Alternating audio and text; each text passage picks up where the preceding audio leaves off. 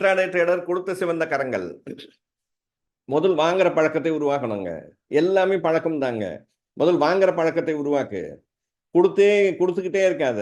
அந்த ரூ. 500 ரூ. 1000 நீங்க சேர்க்கும்போது தனியா எடுக்கும்போது மட்டும் தான் ஓகே உங்களுக்கு நம்பிக்கை வந்து வர ஆரம்பிக்கும்ங்க. தொடர்ந்து ஒரு வியாபாரத்துலங்க ரூ. 100 சம்பாதிக்க ஆரம்பிச்சுட்டீங்கன்னா, அந்த வியாபாரத்து மேல உங்களுக்கு நம்பிக்கை வந்துருங்க. தொடர்ந்து லாஸ் வந்தால் அந்த வியாபாரத்து மேல பயம் வந்துரும். இப்ப நெறைய பேருக்கு இன்ட்ராடே ட்ரேட்ல பயம் வந்ததுக்கு காரணம் என்னன்னா, அவங்க தொடர்ந்து லாஸ் பண்ண ஆரம்பிக்கிறாங்க. லாஸ் பண்றாங்கன்னா, 5 நாளும் லாஸ் பண்றாங்களா? இல்ல. திங்கட்கிழமை லாபத்துல இருக்காங்க. மீதி 4 நாள் வந்த பணத்துக்கு மேல விட்டுர்றாங்க. அப்ப என்ன ப்ராப்ளம்? திங்கட்கிழமை லாபம் நான் நெறைய இடத்துல சொல்லியிருக்கேங்க. நீங்க ரூ. 10,000 எதிர்பார்க்குறீங்க. உங்களை அறியாம இன்னொரு 10,000 லாபம் வந்துருச்சு. 20,000 வந்துருச்சுங்க. நெக்ஸ்ட் டே ட்ரேட் பண்ணக்கூடாது. 5,000 லாஸ் வந்தா பரவாயில்லன்னு நினைக்கிறீங்க.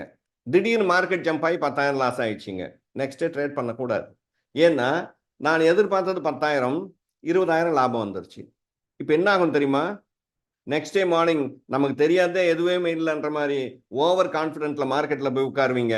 லாஸ் ஆயிருங்க. அந்த ஓவர் கான்ஃபிடென்ட் உங்களை லாஸ் பண்ண வச்சிருங்க. அதே மாதிரிங்க நான் எதிர்பார்த்த 5,000க்கு மேல இன்னொரு 5,000 லாஸ் ஆயிடுச்சுன்னா நெக்ஸ்ட் டே அந்த பயத்தோட போய் உட்காருவீங்க. அந்த பயம் என்ன பண்ணணும்னா உங்களுக்கு லாஸை வந்து உருவாக்கிடும். அப்ப மைண்டை ஃப்ரீ பண்ணணும். ஓகே எனக்கு 1,00,000 வந்துருச்சுப்பா. ரைட் நான் 2 நாள் ஃப்ரீயா இருக்கிறேன். இந்த 1,00,000 எப்படி வந்தது என்னெல்லாம் நான் டெக்னிக்கல் அப்ளை பண்ணணும் அதை கொஞ்சம் ஆராய்ச்சி பண்றேன். இன்னும் கொஞ்சம் என்ன டியூன் பண்ணிக்கிறேன் நெக்ஸ்ட் 1,00,000 வர்றதுக்கு. அப்படி நீங்க யூஸ் பண்ணி பாருங்க. இங்க நிறைய ட்ரேடர் இருக்கீங்க. ஒரு ஒரு நல்ல ஒரு ஒரு கம்ஃபர்டபுளா ஒரு 5,00,000 வச்சு ட்ரேட் பண்றீங்கன்னு வச்சுங்களேன். நான் சொல்றேங்க ஒரு ஒரு வாரத்துக்கு வந்து பார்த்தீங்கன்னா, அந்த 5,00,000 வச்சுக்கிட்டு இந்த மார்க்கெட்ல 1,00,000 சம்பாதிக்கிறது கஷ்டமா? 1,00,000 விட்டுருங்க. 25,000 சம்பாதிக்கிறது கஷ்டமா? 4 வாரங்க 1,00,000 வந்துருச்சுங்க. பேங்க்ல போய் போட்டு பாருங்க. அந்த 5,00,000 பேங்க்ல போட்டு பாருங்க. வருமா? வராதுங்க.